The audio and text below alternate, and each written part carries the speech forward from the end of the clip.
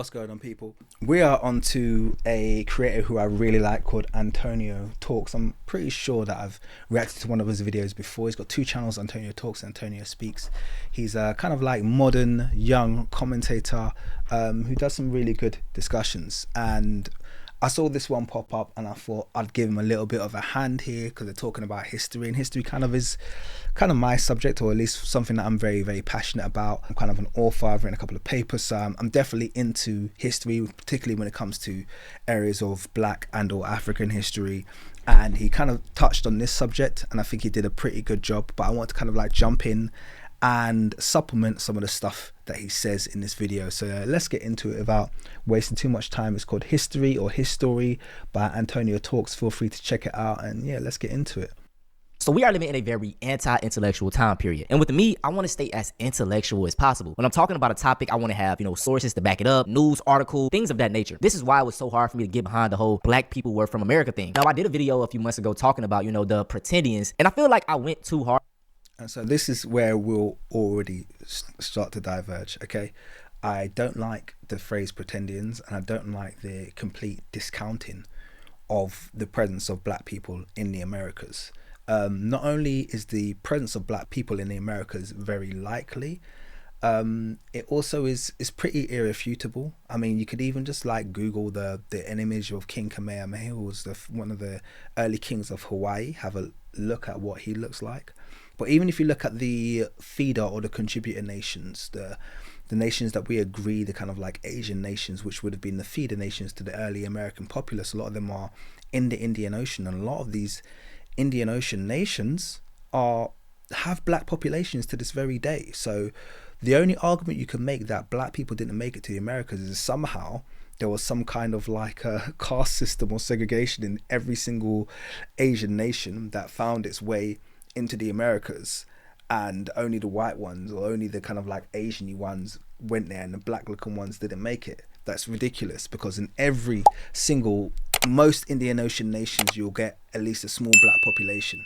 You can look at the Philippines, you can look at the Aita people, you can look at the Java Islands, you can look at the Polynesian Islands. Okay, Polynesians to this day, many of them just look like normal Black people. Some of them look kind of more, got longer, wavier hair, but many of them just look like normal Black people. You get the Melanesian Islands, the Papua New Guineans, you get the modern Australoids, like all over that part of Asia, that kind of like Far Eastern Asia, you have indigenous Black populations that have always been there, and even after the rampant genocides that have taken place in that part of the world still exist. So you just have to understand and it's reasonable to accept that a large proportion of those populations that made up the early Americans were Black people. It was mixed cosmopolitan populations of Blacks and kind of like more stereotypical modern day Asian and kind of like everything in between. So Black people would have just existed on a logical basis. And then on top of that, we have the entire Ivan van Sertima argument, which is the very well documented excursions that West Africans would make to the Americas. We have the proof in the alloy of the gold that was used in the Americas being the same as the alloy of the gold that was used in West Africa. We have the endemic plants that exist between Africa and the Americas, such as the corn plant, which we have a lot of evidence that it was in Africa before the Europeans came. We also have the tomato, and you have all of this evidence that between Africa and the America, there was definitely, and the Americas, there was this trade that took place. There was this exchange. We have the rumors of Malians making that trip to America many times, and we have the evidence. The third oldest boat ever found in history is found in Nigeria. Tobacco also has evidence of tobacco and cocaine plants in the African continent, predating the Columbian or the Columbian excursions to the Americas. So we have this West African to and fro that has taken place historically, that's well documented, and it's only refuted because of European arrogance to say that we were the first there. If it was any other group and they didn't want to refute it, they would say we have more than enough evidence to suggest a strong trade presence between the Americas and Africa.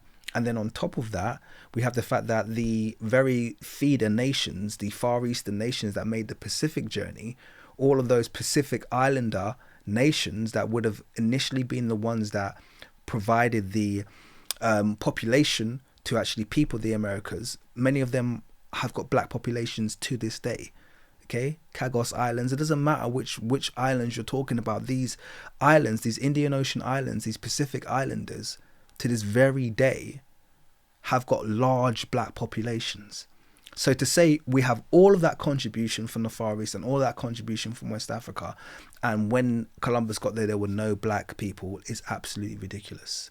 So it's just a logical argument to suggest that when the Spanish and the Portuguese first encountered Americans, when the Europeans first encountered Americans, that they would have seen a kind of mixed cosmopolitan of different races, including black people. I'm not saying every last one of them were black. That's not the argument I'm making. I'm saying that it's very logical that black people would have made up some of that population. And actually, if you look at some of the matriarchs and some of the names that some of these towns and cities are named after, they are people who are phenotypically black. Now, I've tried to remove them and say they were African kings and queens, but there's no evidence of that. Queen Calafia being one of them, California, and a few others. Like there were black people in the Americas. It's just a fact. It's a fact they've tried to hide and push under the rug for obvious reasons, because they're just trying to disenfranchise the black population from having any native ancestry, but it's not something that's historically supported. Hard on them. What you'll realize is that, man, as black people, especially black Americans, in school, they really only teach us about slavery. They never really teach us about, civilizations that were thriving back in Africa, such as Nubia, the Moors, Kush Kingdom. Like, there was greatness. And this is my whole problem with the theory that, black people were the real Native Americans, we were the real this, we were the real that. It diminishes the factual evidence of greatness that we actually were. And history doesn't diminish history. So this is a problem. And only black people get told this. It's kind of like, oh yeah, you never hear a European going, oh, us talking about ancient Rome diminishes the things that we did in the Battle of Hastings, our real greatness. You never hear them going, oh, us talking about Aristotle and Socrates diminishes the works of Isaac Newton. No one ever will say that. Okay, but I think black people fall for and accept this argument too much. There's nothing wrong with black people exploring their very multifaceted history. Don't get worn down by the we was Kang's argument, because you're sitting there and you're feeling really sure about ancient Kush and this, that, but what you don't realize is that even Kush and Nubia, black historians have had to fight for the right of black people to even claim those, because even those at a time were claimed as Hamitic race. They were claimed as being outside of the realms of black history. So every step of the way, when you see people who are highlighting different aspects of history where we can clearly see there's been black contributors, if you have this kind of like, well, we should only really argue the things that are really deadly certain to be black, you're missing the point, because there was a time when when nothing was deadly certain to be black. They gave us nothing. We've had to fight for every crumb of history we have to this day. So I would say don't just write off and be dismissive because you see it as a controversial area of history. If you're not well schooled and you haven't done the research, then sit back and be a student and learn, because you might be surprised. I recently just did a video on my other channel about Queen Charlotte Mecklenburg, about the fact that she was obviously, clearly and indisputably someone who presented as a mulatto. We've got a lot of support for it. We have paintings that support it, and people still deny it because it's just not acceptable for there to be blackness in European lineage for some people. But it's there, and it's very hard to refute, and the arguments are very strong. So if you haven't watched it, I encourage you to watch it. Okay, let's carry on. History is very subjective. Like, we really don't know if it's actually true. History is in the word. His story. It's mainly only told through the eyes of the victors. And if we look back through the past couple hundreds of years, the victors have not looked like us. So, you have to take it with a grain of salt. When this nigga right here popped up in the social studies book. Yo, I remember that. Yeah, man, I was like, these folk full of shit. He used to draw all over his ass.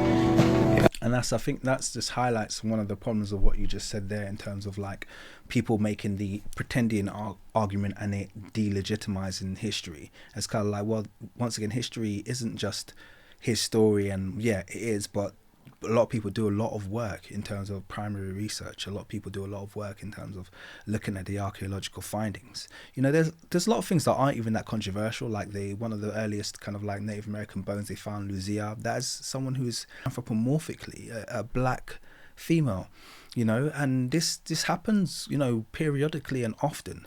And what happens is black people just kind of like discount it. The Olmec heads, for instance, I'm sure you've seen them talk about those.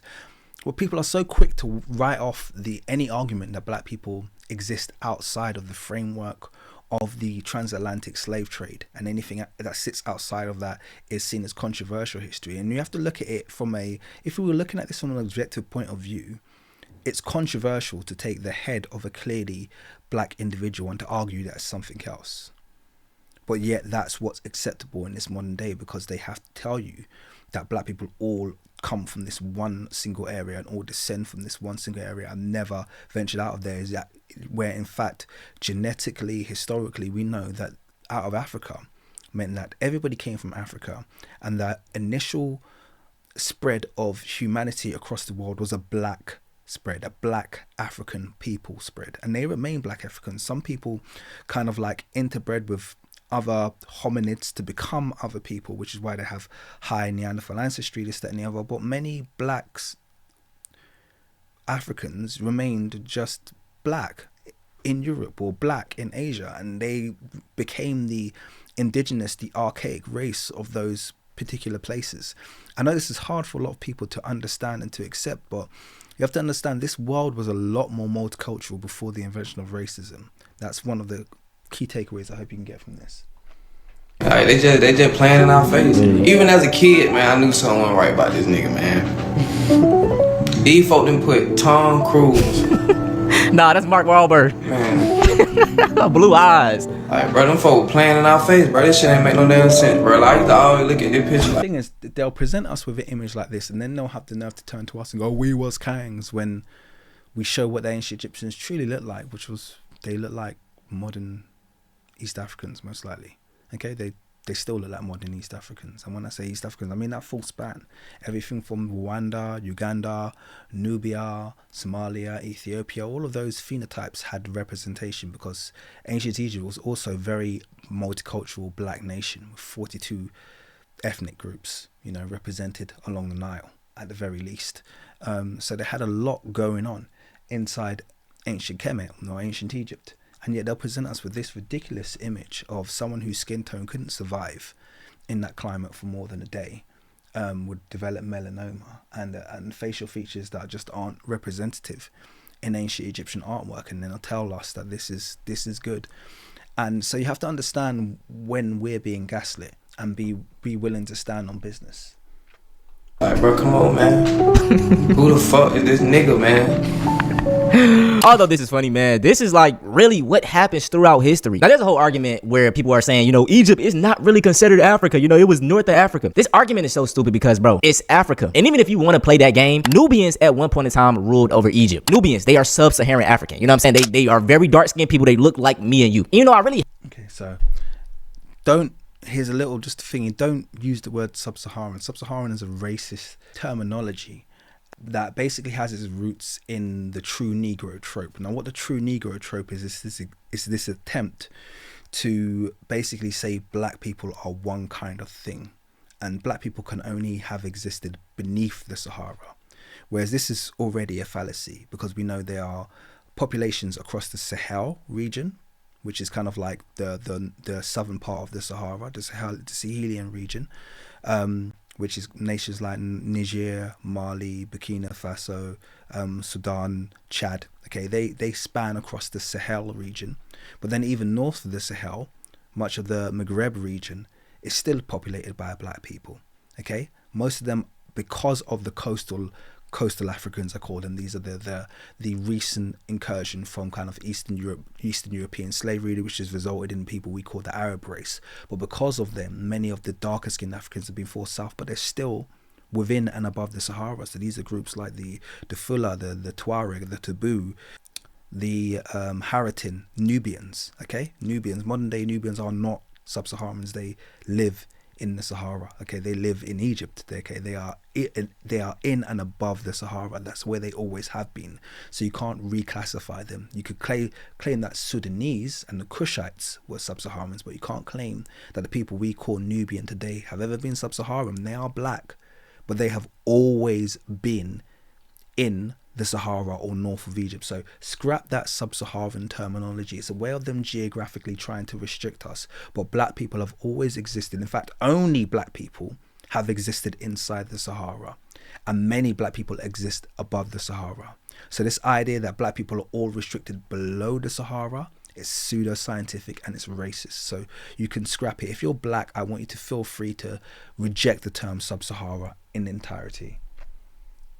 Hate how Egypt is over, glorified. You had the Kingdom of Kush, Mali, the Moors. These civilizations were, black people that they really can't even debate it about. So that's why I feel like they don't even bring them up. If I ask, by the way, Egypt is not overemphasized. I'd say it's vastly underemphasized, because the reason Egypt is so significant is because it's responsible for creating modern global civilization.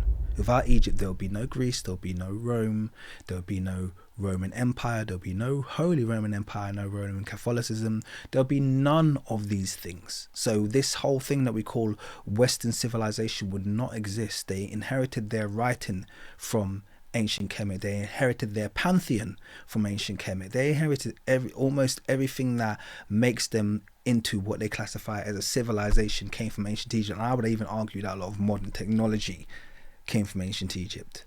When they deciphered the hieroglyphs via the Rosetta Stone, we had this instant period of industrialization and flowering of European technology, which I don't think is a coincidence. I think the two things go hand in hand, and a lot of technology that was in Egypt disappeared. But that's a whole nother discussion that we could move on to, that I want to move on from. But the point being that Egypt isn't overrated. It's rated appropriately, in fact maybe even underrated, for the contributions it's made. And that's why they make so much of a strong argument against the blackness of ancient Egypt, because once that's proven, then it brings into question the entirety of the thing that they've hung their hat on falsely for the past 150 years, which is this thing called Western civilization, which they pulled out of their butt, because none of these civilizations like Greece or Rome classified themselves as Western. They never used the term Western. They classified themselves, if anything, as Mediterranean, and they more closely aligned themselves with Africans than they did with Northern Europeans. But that's a whole nother discussion. Ask you to picture a desert covered in more than 200 pyramids. I'm willing to bet your mind goes straight to Egypt. But what if I told you that the largest collection of pyramids on Earth is actually in the neighboring country of Sudan, or as it was known at the time, Nubia? So I just want to warn you that this is going to be like a 5 or 6 part video. That's why I say I want y'all to go do your own research. Like, when y'all done this video, look into all of these great civilizations that were in Africa that they don't talk about. There's no. And just to be clear about the Nubian pyramids, we have some of them, but many pyramids were lost under the deluge, which was the Lake Nasser. So if you haven't researched into the building of Lake Nasser and the Aswan Dam, where essentially Egypt, under collusion with European powers, got together and essentially decided they were going to flood the largest area of antiquities that this world probably has ever been exposed to, and destroy African history en masse. Essentially, the smoke and gun for whether or not the ancient Egyptians were a black civilization. First of all, whether or not the ancient Egyptians were the greatest civilization, we don't know, because they flooded that area of Nubia underneath the Aswan Dam, and there is an argument to be made that their monuments there are greater than anything we've seen pulled out of ancient Egypt to this day. In fact, there's a strong argument for that, but they flooded that, so you're never going to see it. But secondly, the smoke and gun that links ancient Kemet to Africa was there, and they destroyed it on purpose. In fact, there's a strong argument to suggest that what they destroyed was something called the island of Meroe, which was frequently kind of like alluded to in ancient Egyptian texts such as the Nama Palette, but also seen on ancient maps, where you can see this kind of like where the Nile joins together, where the blue and white Nile join together, but then they part again and they create this giant island. And the argument is that that's what was actually destroyed when the building of the Aswan Dam. It's a very, very, very sad story of how they've basically perverted and destroyed and deliberately hidden black history, because they're so scared at black people knowing historically what was achieved by black people, by the people in that region who classify themselves as the Arabs or the Arab Sudanese, who don't classify themselves as indigenous. And actually there is a lot of evidence to suggest that they're not indigenous, but they are very, very belligerent and hateful towards the antiquities in the very same way that the modern Egyptians were very hateful of ancient Egyptian antiquities until they realized they can make a lot of money of them. But a lot of these kind of Arab expansionists, and I'm not going to start making arguments about who's indigenous and who's not, but a lot of this Arab expansionism that's taken place in Egypt and Sudan has resulted in the complete destruction of antiquities. So what you're seeing in Egypt now with, this my uncle is my auntie, this thing, and all this crap that the modern Egyptians speak, they've only started speaking like that since they've been profiting from the ancient Egyptian antiquities in less than the last 100 years. Before then, there's historical records of their attempts to destroy everything. Saladin's son, who was the Sultan of Egypt, tried to destroy the pyramids, which is why one of the pyramids has a gash in it. That gash was an attempt to destroy the pyramids, which was then pursued even further by the Europeans who came later. So the destruction of antiquities in the region, in the Nile Valley region, by foreign people is very, very real. It's recent and it's a brilliant paper. By 5000 BCE, these people participate in what's known as the Neolithic Revolution, which is a widespread transition of human societies across the world from hunting and gathering to farming, domestication of plants and animals, and permanent settlement that we see in the archaeological record all around the same time. At this time, they also constructed what is potentially one of the oldest astronomical devices on Earth in the form of this reconstructed calendar stone circle at Nabta Playa. Because this is so long ago, we don't know too much about this culture, except for the cartoon pottery, of course, but biological anthropologists have studied the remains of these people and have concluded that the crania of pre-dynastic Egyptians are most closely aligned with those of ancient Nubians and Saharans than anywhere else. So that gives you an idea of how closely related these people are to the Egyptians and why. And to be clear, Saharans, okay? Ancient Nubians and Saharans, these are essentially, obviously we know, black African people. But also it's important to note that this whole claim, when you have black African people who have existed in Egypt, in Nubia, in Libya, in Algeria, in Morocco, in the Western Sahara, in Mauritania, all across Africa, all across North Africa, these are populations that are historically black. They've always existed there, and they try to create these false terms like sub-Saharan and create these false separations between Africa and its wider Saharan civilizations. Is offensive, which is why I would encourage you not to fall into the sub-Saharan trap or the sub-Saharan argument, because it's not a reality for the people of Africa. Vice versa. Now, this is just one civilization. This is Nubia. Africa is huge. Even the way that they put Africa on the map in school, or even the map in general, is very misleading. Africa is way bigger than what they show it out to be. One of the most horrific crimes of the 20th century. And what he's talking about there very briefly is the Mercator projections, which show Africa as basically the same size almost as Greenland, when in reality, like, Greenland's like a speck. Africa is humongous. It's a very big, and one of the big things they've done is they've shrunk the size of Africa because they don't want Africa to be viewed as the center of the earth. But the reality is, historically, biblically, everything, Africa has always been viewed as the center of the earth, and Africa, not the Fertile Crescent, has always been the hub. This is proven genetically. Now, they always talk about back migrations and this, that, and the other, which resulted, but the bottom line is Africa, for some reason, even after the African out of Africa expansion, seems to represent all of the diversity of the world, seems to be found at some frequency or another on the African continent, and they can't explain it.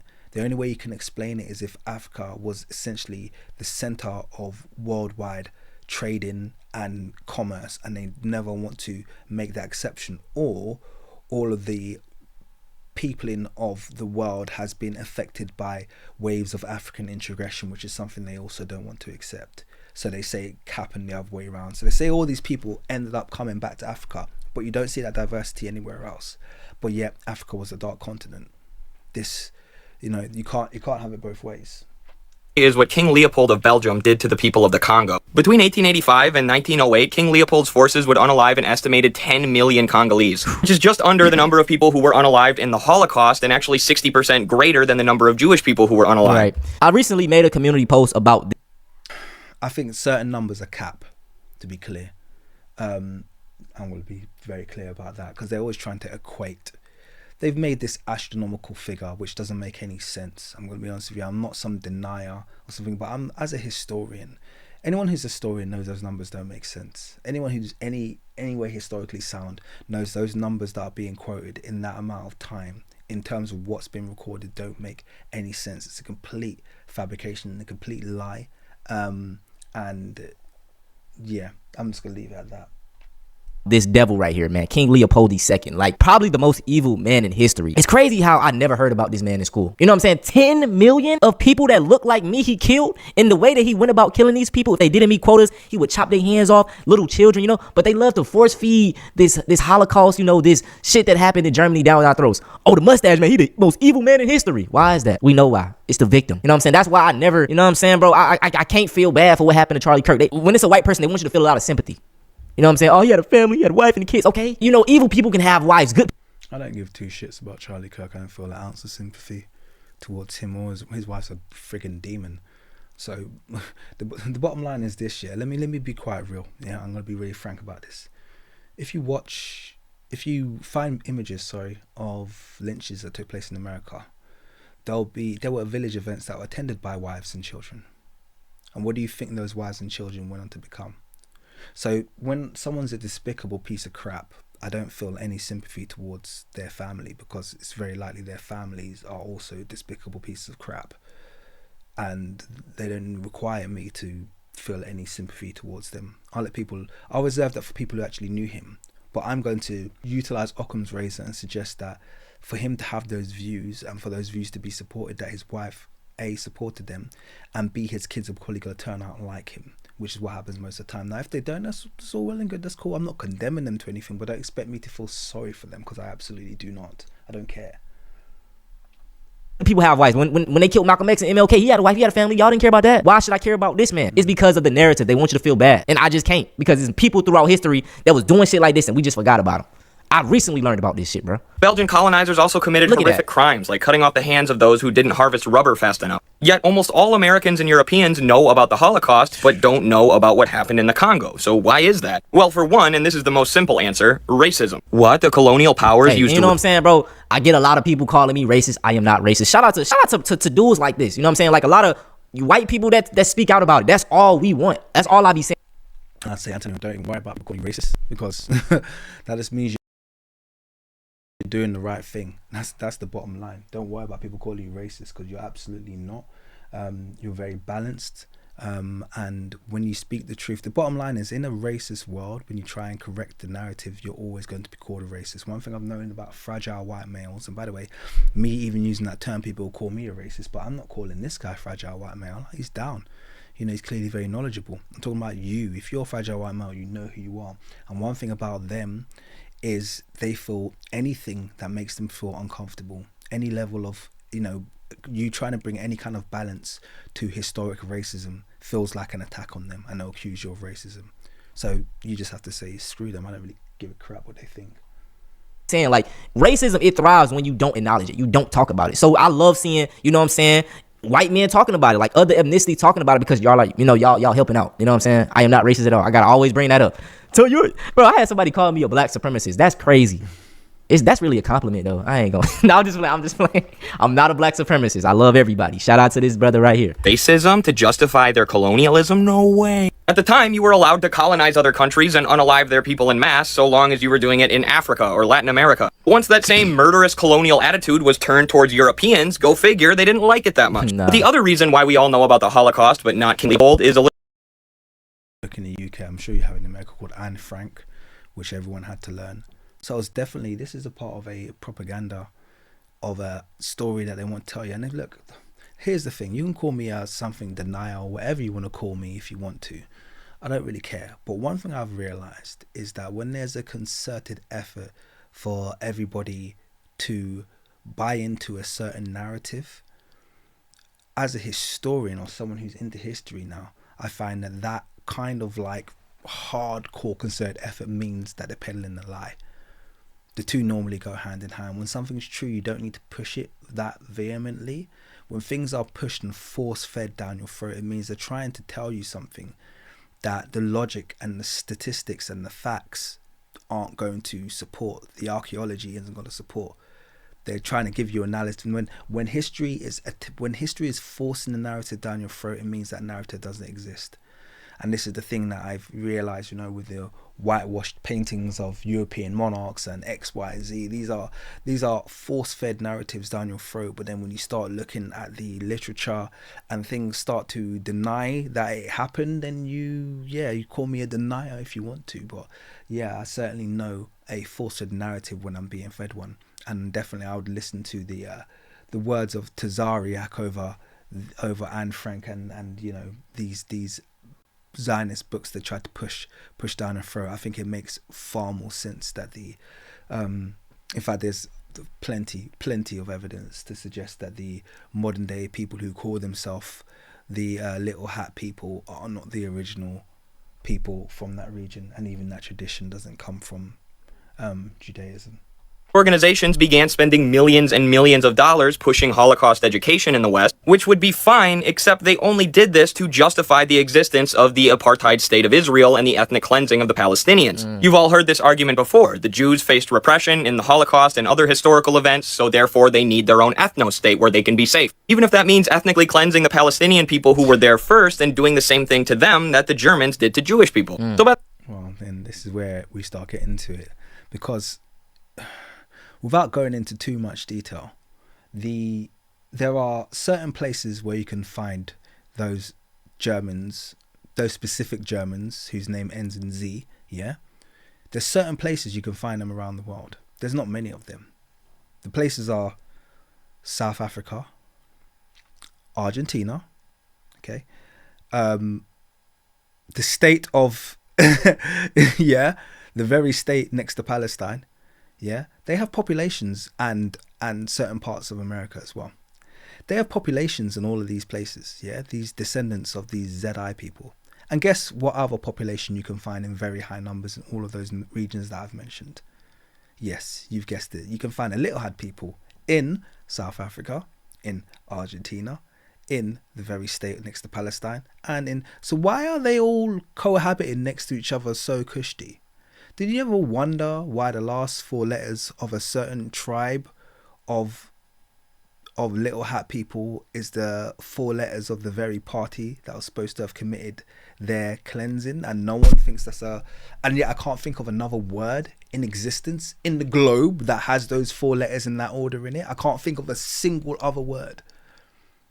Does that never ever cross your mind? Did you never think, wait a second, they call themselves the Ashken, and they call themselves this, and these people killed this people, and these are the only two people in the world that have that in the name. It almost, and then they all end up going to the same country and cohabiting next to each other, and they're just cool like that. And by the way, all of those nations as well, here's the real kicker. Every single one of those nations has had the worst apartheid genocides since then. Argentina has one of the worst anti-black apartheids. South Africa has had one of the worst anti-black apartheids. The state of next to Palestine has had one of the worst anti-black apartheid. Everywhere they go together, they export this hatred. So it's kind of like these, you can view this as a bunch of coincidences if you want to. That's fine. You are well within your rights to view this as a bunch of coincidences if you want to. I don't believe in coincidence. Okay, to me, everything suggests that they were the perpetrators and there's a different victim that we're not being told about. That's logic brings me to that. Okay, there's a different victim that we're not being told about. Maybe that victim looked like Tazariak's people.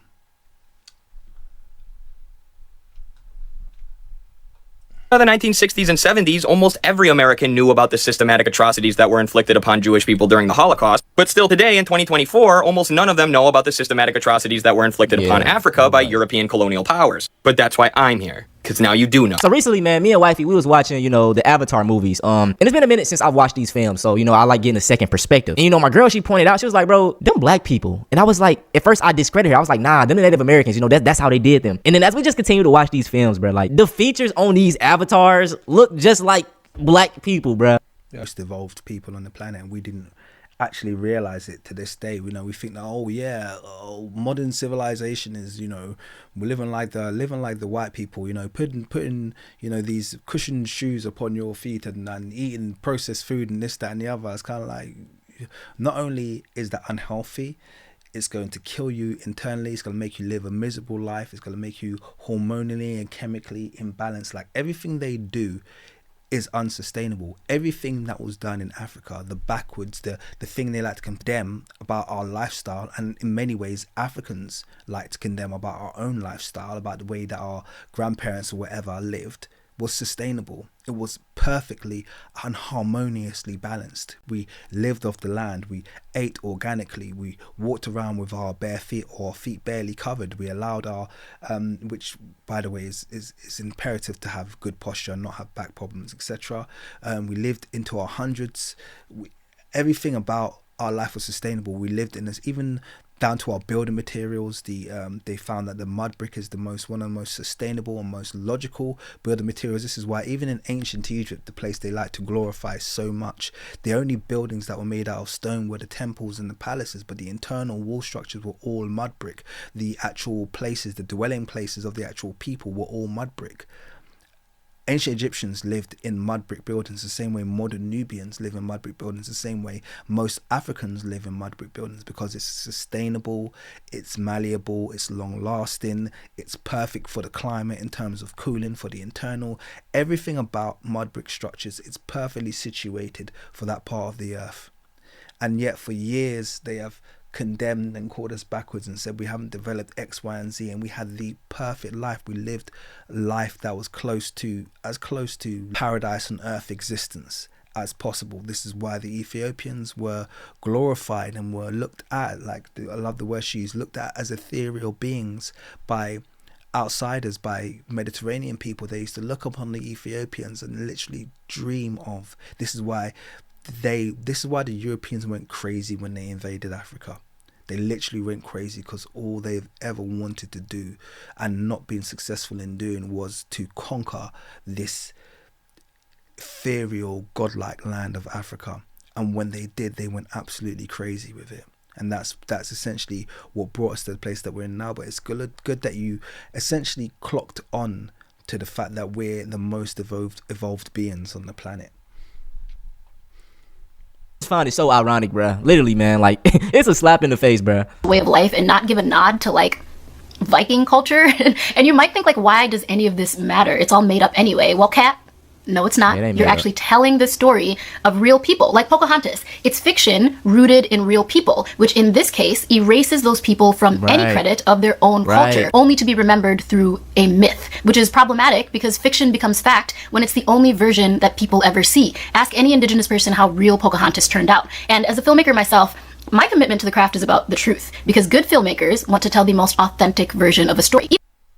Sovereignty, and attributes all that world building to Hollywood. And I promise you that Hollywood is not building the future. It just continues to cosplay and recycle these types of stories, strips them for aesthetics, repackages them with CGI, AI, and then calls it innovation. But this is why I love AI, because it is democratizing means of production. So I don't have to wait for my story to be greenlit. So if you truly love Avatar and you want to support the real life people and culture that inspire that type of storytelling, I would love and appreciate your follow and share. Okay, bye. This is just a quick little video, and I want to do history lessons like this with y'all all the time, and also kind of dibble into the conspiracy theories. Every time, most of these conspiracy theories, they turn out to be true, sometime down the line. But listen, man, just know that, bro, your blackness is beauty, man. I like him. You know me, man. I'm just saying I like the guy. Antonio Talks. I hope they didn't come across like I was being harsh on him. I just wanted to keep his mind open, just like he actually said at the very end of that recording. He said, you just got to keep your mind up, because a lot of conspiracy theories end up being true. I'm telling you right now, over the next 5 to 10 years, what black people globally are going to learn about their history is going to blow their mind. And this isn't conspiracy theorists. This is just stuff that they've kept hidden from black people for so long and made us also very afraid to research. But actually a lot of it is even old. Like, is it even that old? It's stuff that was acknowledged, understood and accepted not even 100 years ago, and they've managed to do such a good job using our modern education system to convince us this world is something that it isn't. But soon everything's gonna be exposed, and I think they're not gonna be able to hold us back from that knowledge. And where that knowledge takes us, God only knows, man. But anyway, shout out to Antonio. Hope you've enjoyed the video, and I'll catch you on the next one. Peace. If you knew what you were made of, then we would say